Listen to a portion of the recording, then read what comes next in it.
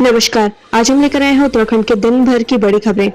पूर्व सीएम त्रिवेंद्र सिंह रावत का बेतुका बयान, कोरोना वायरस भी एक प्राणी, उसे भी जीने का हक, इसलिए वो रूप बदल रहा। देहरादून समेत प्रदेश भर में कोरोना का प्रकोप जारी है। अब तक कई लोगों ने अपनी जान गंवा चुकी है और साथ ही कई लोग अब भी इससे ग्रसित हैं। तो वहीं दूसरी ओर उत्तराखंड के मंत्री नेता कोरोना को लेकर कई ऐसे बयान दे रहे हैं जिससे सरकार, संगठन और खुद उनकी जमकर फजीहत हो रही है। जी हां, पूर्व सीएम त्रिवेंद्र सिंह रावत ने कोरोना पर बेतुका बयान देकर अपनी फजीहत करा ली है। पूर्व मुख्यमंत्री त्रिवेंद्र सिंह रावत ने कहा कि मैं एक दार्शनिक बात करता हूं कि कोरोना वायरस भी एक प्राणी है और उसे भी जीने का हक है। पूर्व सीएम यही नहीं रुके, उन्होंने कहा कि हम लोग कोरोना वायरस के पीछे पड़े हुए हैं, इसलिए वह भी तरह तरह के रूप बदल रहा है। आगे पूर्व सीएम ने कहा कि लोगों से बचने के लिए कोरोना वायरस बहरूपिया हो गया है। ऐसे में हमें अपनी चाल तेज करते हुए रफ्तार बढ़ानी चाहिए ताकि कोरोना वायरस पीछे छूट सके।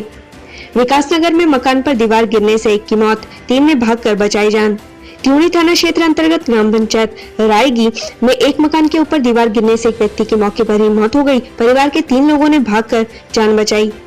उत्तरकाशी में बिजली गिरने से 2 लोग झुलसे, एक मवेशी की मौत। उत्तरकाशी जिले के मोरी तहसील क्षेत्र में एक गांव में लकड़ी के घर पर बिजली गिरने से 2 लोग झुलस गए, एक गाय की मौत होने की खबर है। बिजली गिरने की सूचना पर पुलिस और एसडीआरएफ की टीम मौके पर पहुंची। ओलंपियन सुशील कुमार के हरिद्वार के आश्रम में छिपे होने की आशंका, दिल्ली पुलिस मार सकती है छापा। हत्या के एक मामले में दिल्ली पुलिस अंतर्राष्ट्रीय पहलवान ओलंपियन सुशील कुमार की तलाश कर रही है। इसी बीच मीडिया में जो लगातार खबरें सामने आ रही हैं, उससे अंदेशा जताया जा रहा है कि वह हरिद्वार में एक बड़े योग गुरु के पास शरण लिए हुए हैं। सुशील को दिल्ली पुलिस पहलवान सागर धनखड़ हत्याकांड मामले में तलाश कर रही है। कहा जा रहा है कि 4 मई की रात सुशील और उसके साथियों ने पहलवान सागर की हत्या कर दी थी और फरार हो गए। इस मामले में सुशील को शरण देने के आरोप में योग गुरु की मुश्किलें बढ़ा दी हैं। घटना 4 मई की दिल्ली के छत्रसाल स्टेडियम की है। आरोप है कि सुशील ने अपने साथियों के साथ मिलकर पहलवान सागर सिंह धनखड़ की हत्या कर दी और साथियों सहित फरार हो गया। हत्या के बाद इस मामले में सुशील कुमार का नाम जब सामने आया तो पुलिस ने पहले तो मामले को दबाए रखा, पर मामला ज्यादा बढ़ने पर पुलिस ने सुशील की तलाश शुरू कर दी। अल्मोड़ा बिग ब्रेकिंग, महिला चिकित्सालय के सीएमएस की मौत कोरोना से थी संक्रमित।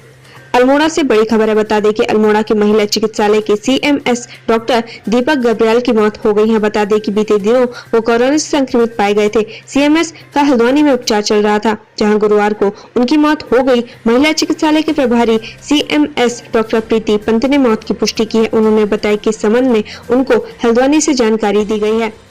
रुद्रपुर में नशे के 299 इंजेक्शन के साथ एक युवक गिरफ्तार। शहर में पुलिस लगातार नशे के खिलाफ कार्रवाई कर रही है। इसी कड़ी में पुलिस ने नशे के 299 इंजेक्शन के साथ एक युवक को गिरफ्तार किया है। आरोपी नशे की खेप बरेली से मंगा कर क्षेत्र में सप्लाई करता था। आरोपी के खिलाफ अभियोग पंजीकृत में कर जेल भेज दिया गया है। कोरोना कर्फ्यू का उल्लंघन करने वालों के खिलाफ पुलिस की कार्रवाई। उत्तराखंड में कोरोना का कहर जारी है। कोरोना से लगातार लोगों की मौत हो रही है। इसके बावजूद लोगों द्वारा कोरोना नियमों का उल्लंघन किया जा रहा है। ऐसे लोगों के खिलाफ पुलिस लगातार कार्रवाई कर रही है। उत्तराखंड में हो रहा जानलेवा खेल, आईसीयू बेड के नाम पर दी गलत जानकारी। उत्तराखंड में स्वास्थ्य व्यवस्थाओं का बेड़ा गर्क हो रहा है, ऐसा कहना है देहरादून के प्रभारी मंत्री गणेश जोशी का। जोशी ने रायपुर स्टेडियम में खराब हालातों की पोल खोलकर रख दी है, जबकि मुख्यमंत्री ने इस स्टेडियम में 30 आईसीयू बेड की व्यवस्थाओं का खुद निरीक्षण किया था और तारीफों के पुल भी बांधे थे। कोरोना के कारण रद्द हुआ विश्व प्रसिद्ध कैंची धाम का मेला। लोगों की आस्था का केंद्र माने जाने वाला कैंची धाम के 97वें स्थापना दिवस पर कोरोना का साया पड़ गया है। हर साल यहाँ लगने वाला विश्व प्रसिद्ध मेला इस बार कोरोना के कारण रद्द कर दिया गया है। मंदिर प्रशासन ने एहतियात के तौर पर यह कदम उठाया है। स्पुतनिक वैक्सीन की 20 लाख डोज आयात करेगी उत्तराखंड सरकार, कमेटी गठित। अगले 2 महीनों में स्पुतनिक वैक्सीन के 20 लाख डोज आयात की जाएगी। इसके लिए एक कमेटी गठित कर दी गई है। कमेटी में 5 सदस्य हैं। मरीजों को लूट रहा था हरिद्वार का ओजस अस्पताल संचालक गिरफ्तार। कोरोना काल में नियमों को ताक पर रखकर कोरोना के मरीजों का इलाज करने वाले एक निजी अस्पताल के खिलाफ पुलिस ने कार्रवाई की है। पुलिस ने अस्पताल संचालक को गिरफ्तार कर लिया है। इस मामले में हरिद्वार के सीएमओ एसके झा की तरफ से मुकदमा दर्ज कराया गया था। देहरादून के अस्पताल से चोरी कोरोना मरीजों के मोबाइल, पुलिस ने किया गिरोह का खुलासा, ऐसे देते थे चोरी को अंजाम। कोरोना काल में जहां हाहाकार मचा हुआ है, तो इस बीच कुछ अस्पताल और लोग मुनाफा कमाने के लिए घटिया हरकतें कर रहे हैं। पुलिस ने अब तक ऐसे लोगों को गिरफ्तार किया है जो कोरोना में दवाइयों, ऑक्सीजन सिलेंडर और वैक्सीन की कालाबाजारी कर रहे हैं और अपनी जेब भर रहे हैं। और तो और कुछ अस्पताल में काम करने वाले कर्मचारी कोरोना मरीजों के मोबाइल तक चोरी कर रहे हैं। जी हाँ, देहरादून की प्रेमनगर थाना पुलिस ने आज एक ऐसे गैंग का खुलासा किया है जो अस्पताल में भर्ती कोविड पॉजिटिव मरीजों का मोबाइल चोरी कर लेते थे। सुनील गुप्ता के द्वारा चौकी झांझरा पर तहरीर दी गई थी कि उनकी पत्नी रीमा गुप्ता कोविड पॉजिटिव है और उनका उपचार सुभारती अस्पताल झांझरा से चल रहा है। आज जब पत्नी का फोन किया तो उसका फोन स्विच ऑफ आ रहा था, जिसके बाद पत्नी से संपर्क किया तो उसके द्वारा बताया गया कि फोन हॉस्पिटल से चोरी हो गया है। तहरीर के आधार पर थाना प्रेमनगर पर तत्काल मुकदमा दर्ज किया। यहाँ अस्पताल में नहीं, शमशान घाट खोज रही सरकार। प्रशासन की ओर से लेखपालों और मौखिक रूप से गांव में भी इस तरह से जरूरत पड़ने पर वैकल्पिक शमशान घाट और कब्रिस्तानों के लिए जमीन ढूंढने के निर्देश दिए गए हैं, ताकि यदि वहां भी जरूरत पड़े तो कोविड संक्रमित शवों का अंतिम संस्कार किया जा सके। एसडीएम का कहना है कि वैसे तो भगवान करे कि ऐसी जरूरत ना पड़े, इसलिए यही प्रार्थना है कि देश कोरोना मुक्त होकर सब कुछ जल्दी सामान्य हो जाए। एसडीएम गोपाल सिंह चौहान ने कहा कि कोविड संक्रमित व्यक्तियों का अंतिम संस्कार करने के लिए अस्थायी शमशान घाट बनाने की मंजूरी शासन से मिल चुकी है। नगर निगम प्रशासन को 1 सप्ताह में अस्थायी शमशान घाट बनाने के निर्देश दिए गए हैं। यूपीएससी प्री एग्जाम टाला गया, नई तारीख है ये।